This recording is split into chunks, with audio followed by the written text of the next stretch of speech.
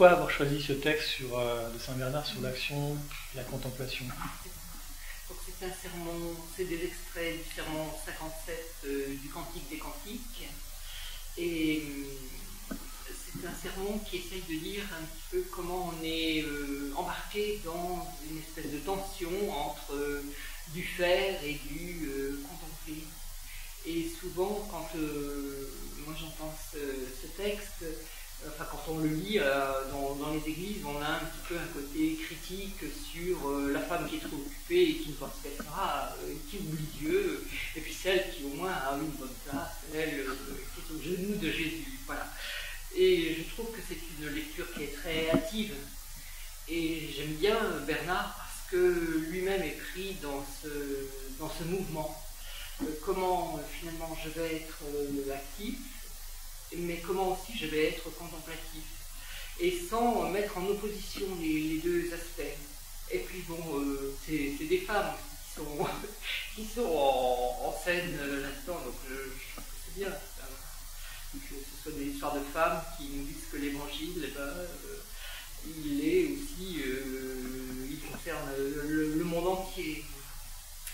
Alors, le texte commence, enfin, le passage que j'ai là commence comme ça, c'est après ce regard si plein de bonté et de miséricorde, la voix se fait entendre, qui insinue très doucement dans l'âme la volonté divine. Ce n'est rien d'autre que l'amour même, car l'amour n'est jamais là de nous redire les volontés de Dieu, dans l'espoir de nous y rendre conformes. Alors, quand moi je lis ça, je trouve qu'il y a il y a de la douceur. Ça m'invite à entendre que Dieu, c'est pas un Dieu despote, un Dieu violent qui va venir exiger de moi des choses absolument, et voilà. Mais en fait, ce Dieu, il va me parler avec douceur, et une douceur qui va s'insinuer dans mon âme. Donc ça veut dire qu'il va falloir que je le fréquente un peu quand même pour pouvoir entendre, et qu'il va falloir avoir du temps pour que ça puisse insinuer, ça veut dire voilà, tu sens, pour que ça puisse pénétrer dans la tête un peu dure, les oreilles, et que je puisse commencer à entendre ce que veut Dieu. Et ce que veut Dieu, c'est quelque chose qui est d'une douceur infinie, puisque c'est l'amour. Donc en fait, quand je vais entendre la voix de Dieu qui parle, c'est une voix qui va me parler d'amour, que demander de mieux. Et en fait, nous dire les volontés de Dieu, c'est nous dire que Dieu nous aime, qu'il nous attend dans l'amour, et qu'il essaye de nous rendre pareil à ça.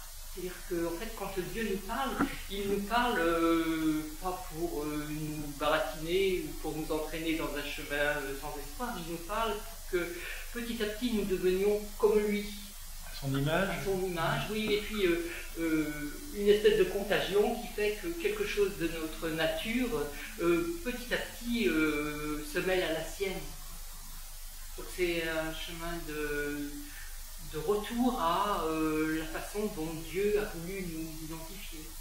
Un retour, une humanisation et une divinisation. Oui, on peut dire ça. Ouais. Alors là, on est dans une interprétation très très libre, hein, parce que l'interprétation que je suis en train de faire, c'est de se dire aujourd'hui ce texte a quelque chose à nous dire dans notre temps et dans notre situation.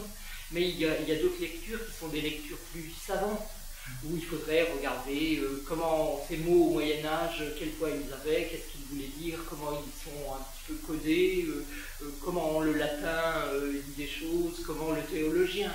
Mais comme je ne suis pas latiniste, pas théologienne et tout ça, je lis ce texte en me disant mais Bernard, il a peut-être quelque chose à nous dire dans notre vie aujourd'hui, avec ce que je peux en comprendre aujourd'hui.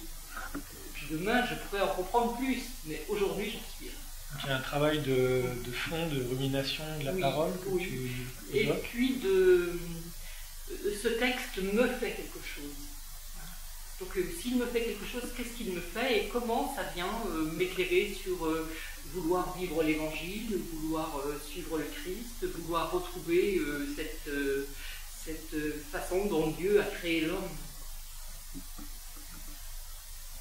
Et le texte après dit bien l'époux. Donc il y a une comparaison, c'est le Cantique des Cantiques, donc il y a une comparaison entre l'époux et l'épouse.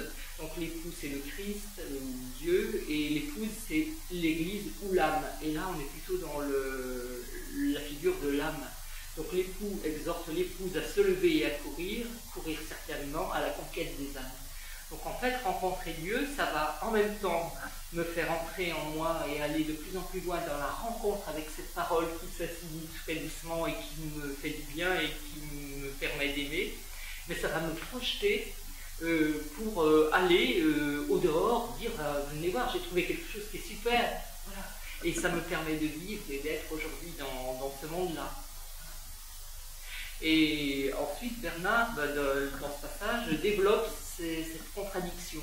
Alors, je vais dans un sens, alors la contemplation, car la véritable contemplation se reconnaît à ceci, qu'en attisant dans l'âme le violent incendie de l'amour divin, elle lui inspire un tel désir d'amener à Dieu d'autres âmes aimantes, qu'elle interrompt avec joie la paix de l'oraison pour s'adonner au labeur de la prédication.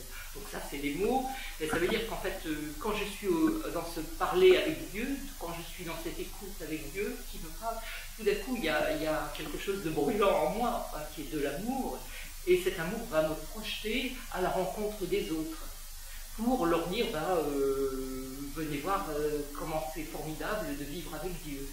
Ce que disait Saint Bernard un petit peu lorsqu'il faisait de la prédication ou qu'il sortait de son abbaye.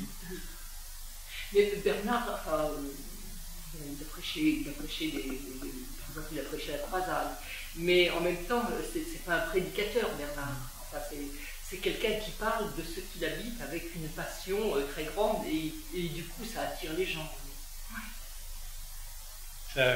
Son action se nourrit de sa contemplation. Oui, et puis de la parole. Enfin, c'est parce que nous, on a perdu une chose actuellement, c'est que quand on lit la Bible, on ne croit pas que tout est vrai. Je ne devrais pas dire ça. Disons qu'on est critique, on a une lecture qui est critique de la Bible, mais au Moyen-Âge, enfin au XIe, tout ce qui est écrit dans la Bible est vrai. Donc on relit tous les événements à partir de ces mots qui sont là, en essayant de voir comment ça concorde. Voilà. Alors nous, on est obligé de faire un travail beaucoup plus lointain de compréhension et de voir comment ça peut nous parler. Enfin, mais le XIIe est un siècle qui est complètement chrétien. Enfin, au moins dans la partie occidentale. Européenne, on va dire. Voilà. Et ce travail de lecture, de relecture, c'est ce qu'on appelle la lectio divina. La lectio, effectivement, je lis un texte et je vais le ruminer. Voilà. C'est-à-dire, je crois que quand je lis un texte d'évangile, cette parole, elle va me dire quelque chose que je ne connais pas. Même encore maintenant, même si je peux être critique, faire des lectures théologiques, des lectures d'exégèse, des lectures historiques, n'empêche que si je lis l'Évangile, je lis ce texte en tant que parole de Dieu qui va me dire quelque chose aujourd'hui que je ne connais pas. Donc, la lectio, ça va aller très lentement. Contrairement à notre temps aujourd'hui qui veut accélérer et presser, la lectio ralentit. Si on veut ralentir notre vie, c'est super. On fait une lectio et on la ralentit. Donc la lectio, je prends le temps et je vais passer avec le texte une demi-heure, 3/4 d'heure et pourquoi pas 1 heure. Et ce texte, quand je vais, bien sûr que, enfin, quand on fréquente un peu l'Évangile, on les connaît les textes de l'Évangile, on sait bien, Jésus va au bord de la rive et il rencontre 2 frères, donc on les connaît. Mais si on s'arrête sur ça, on va petit à petit se questionner sur quel est le paysage, qu'est-ce qui se passe, pourquoi Jésus est là, finalement pourquoi il appelle des frères. Est-ce que ça a une importance qu'il appelle des frères dans les premiers appels? L'autre jour, voilà, je me suis arrêtée à ça. Jésus est au bord du rivage, il appelle 2 frères. Il fait ça une fois, il va un peu plus loin, il appelle 2 autres frères. Bon, du coup, la lecture oblige à se dire, mais pourquoi 2 fois 2 frères? Et quel est le statut? Qu'est-ce qui se passe avec les frères et les familles dans la Bible? Je remonte la Bible, les premiers frères que je rencontre, c'est Caïn et Abel. Caïn et Abel qui s'opposent, et puis, enfin, c'est surtout Caïn, et qui tue son frère. Jésus, il appelle 2 premières personnes, et c'est 2 frères. Donc en fait, je me dis, bah, tiens, Jésus, il recrée le monde. Le monde qui détruisait, par Jésus, devient un monde qui construit et qui crée du lien. Voilà, enfin c'est mon interprétation. Ouais. Voilà. Mais ça, si je ne le fais pas avec lenteur, si je ne passe pas du temps avec le texte, je vais passer en disant, bah, Jésus, on m'appelle Dieu, voilà, et puis ils s'en vont. C'est une lecture qui va sur le texte, une lecture qui fait résonner les différents livres de la Bible, et puis une lecture qui s'incarne dans ce qu'on vit le jour où on lit le texte. Oui, puis qui vient nous interroger après nous-mêmes sur nos relations. Enfin, nous, est-ce qu'on s'inscrit dans ce monde nouveau que le Christ annonce? Et est-ce que nous allons le construire? Est-ce que nous allons laisser les barques, les filets et le Père pour aller faire autre chose? C'est l'appel. Quel appel va venir résonner là? Donc ça, c'est tout le premier temps qui est le temps de lecture. Le deuxième temps, c'est le temps d'interprétation, c'est-à-dire c'est ce que je suis en train d'expliquer en fait. Oui, comment cette parole, elle vient faire quelque chose dans ma vie aujourd'hui. Et puis après, c'est le temps de prière. C'est-à-dire à partir de ces mots, à partir de ce texte, j'entre en dialogue avec Dieu. Donc à pas se dire, bon, je parlais des frères tout à l'heure, mais peut-être que j'ai des choses à parler avec Dieu sur qu'est-ce que je suis en tant que sœur dans ma famille, quelle est la relation que j'ai avec mes frères et sœurs, est-ce que je réponds à l'appel de Dieu, enfin voilà. Et c'est avec ça que je vais parler de Dieu, avec Dieu, pardon. Avec ça, je vais, la prière, ça va être cette espèce de dialogue avec lui pour dire, mais dans ma vie, est-ce que tu m'appelles et comment je réponds? Et puis il y a le silence. Donc là, avec Bernard, on était parti sur aller annoncer. Et puis, une fois qu'il est en train d'annoncer, là, il se dit, ah, mais voilà, j'ai annoncé, ça y est, je suis au bout du monde, mais j'ai besoin de rentrer. Donc, hop, mouvement contraire, et il revient pour se retrouver dans la contemplation.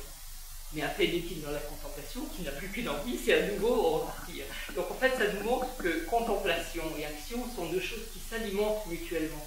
Et il va falloir développer les deux aspects si on veut s'en sortir. Et finalement, la contemplation va alimenter l'action et l'action va alimenter la contemplation. Et les deux sont absolument indispensables si on veut pouvoir vivre et être chrétien. Ça c'est concret finalement, oui. C'est ce que sa vie de prière, la vie de lecture alimente la vie de tous les jours. Oui, oui, et puis avec élan, avec un dynamisme et puis un amour qui fait qu'on rencontrer l'autre, c'est une joie. Je ne fais pas mon devoir parce que je vais aller rencontrer l'autre, comme ça j'aurai fait mon devoir et puis je pourrai rentrer et faire ma petite prière.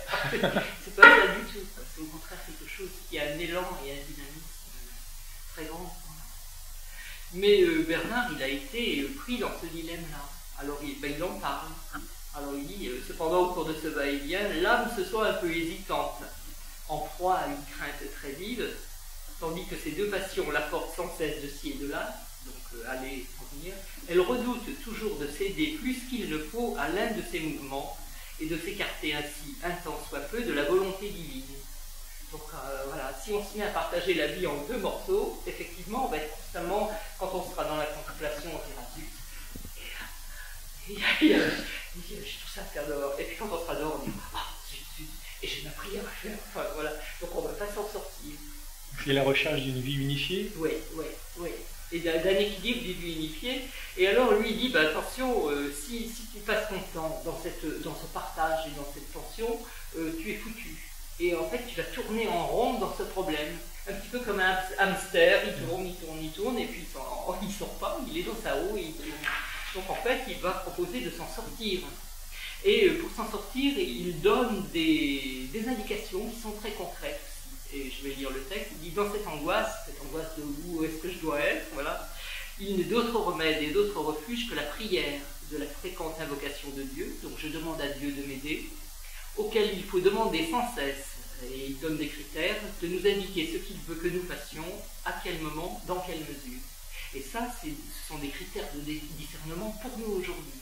C'est-à-dire quand je suis dans un dilemme là, qui a tendance à me partager en deux et je ne m'en sors pas, la première chose, il nous dit, bah, pose-toi. Tu te poses et tu parles à Dieu. Bon, il ne nous dit pas ce qu'il faut dire, c'est pas le problème. Hein. Donc tu te poses, tu parles à Dieu. Et puis tu lui demandes qu'il t'indique ce qu'il faut faire, à quel moment, dans quelle mesure.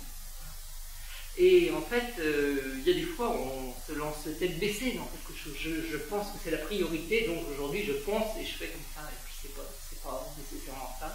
À quel moment, si je veux absolument, je sais pas, il y a des actions, le moment est précis pour les faire. Mais si je les fais avant que les choses soient mûres et si je les fais alors que les choses sont passées, on ne va pas s'en sortir. Et Bernard souvent prend la comparaison de Marie. Et par exemple, il dit à Marie, dépêche-toi de dire oui, parce que si tu ne dis pas oui maintenant, il va falloir passer des siècles et des siècles à retrouver quelqu'un comme toi pour arriver à avoir un oui. Quoi.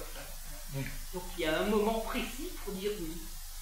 Il y a aussi un discernement alors. Oui. C'est important chez Saint-Bernard ce discernement. Oui, il donne souvent des critères de discernement. Comment on va sortir d'une situation? Il dit qu'est-ce que tu dois faire, quel est ton rôle, cherche quel est ton rôle, à quel moment tu dois le mettre en œuvre et dans quelle mesure. Personne ne te demande d'en faire des tonnes, mais simplement de faire ce que tu dois faire au moment où tu dois le faire. Il y a des choses marrantes au niveau de la prière, je trouve particulièrement. Au niveau de la prière, souvent les gens, quand ils ont un petit peu envie de s'y mettre, ils en font tellement qu'ils se tuent sous la prière. Donc ils arrêtent au bout de 8 jours et ils ne recommencent plus.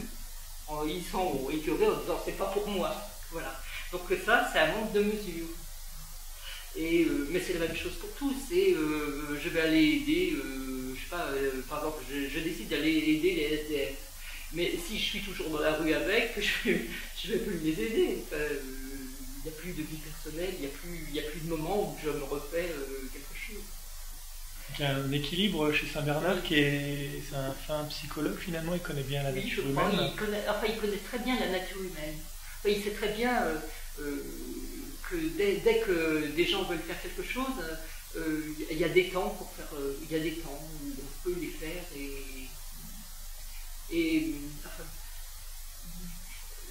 c'est un petit peu la question de l'enthousiasme qui est là. C'est-à-dire que quand on rencontre des gens enthousiastes, ils veulent tout faire tout de suite. Et alors, c'est merveilleux, ils tiennent 8 jours, mais ils peuvent pas tenir, on ne peut pas tenir sur la durée.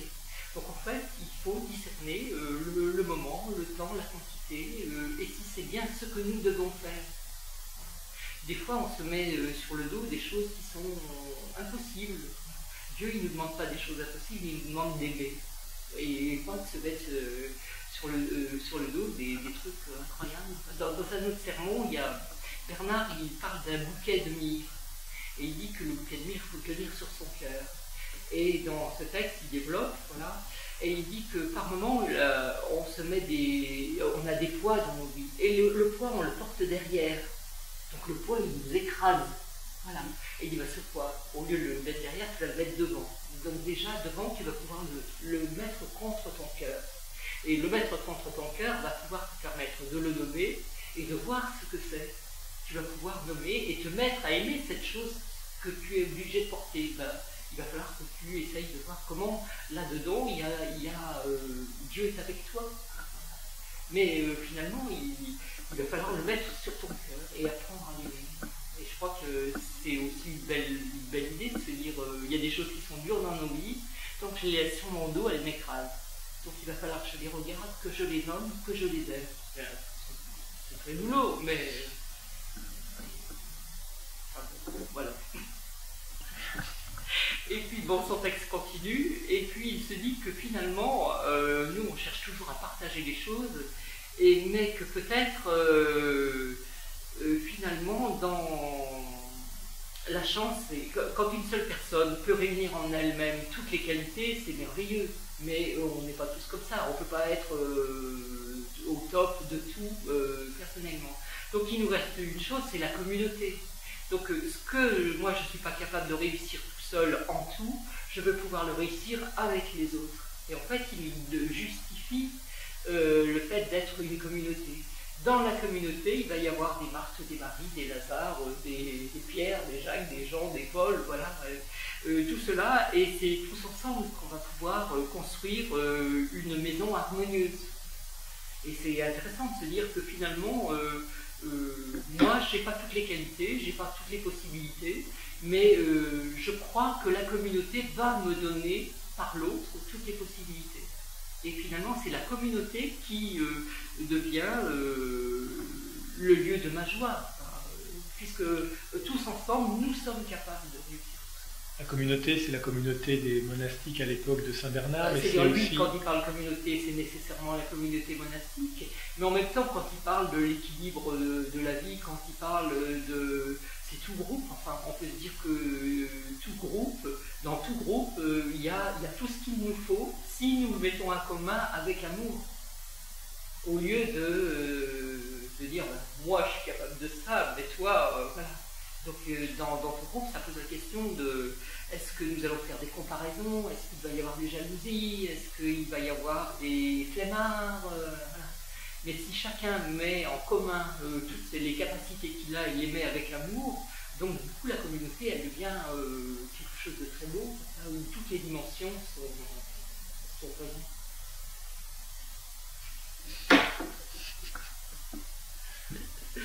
Voilà, et bon, il termine là ce texte en disant « Plaise à Dieu, que ces trois qualités nous soient longtemps conservées, à nous tous ensemble, et comme nous les voyons répartis aujourd'hui. » Voilà, il est heureux de la vie communautaire, et en fait, si on le reprend pour nous, on peut se dire cherchons à être avec d'autres personnes dans une vraie communauté de cœur et d'esprit, et de corps d'ailleurs.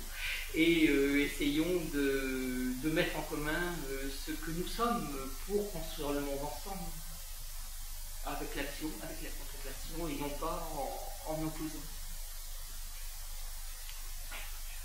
Merci beaucoup.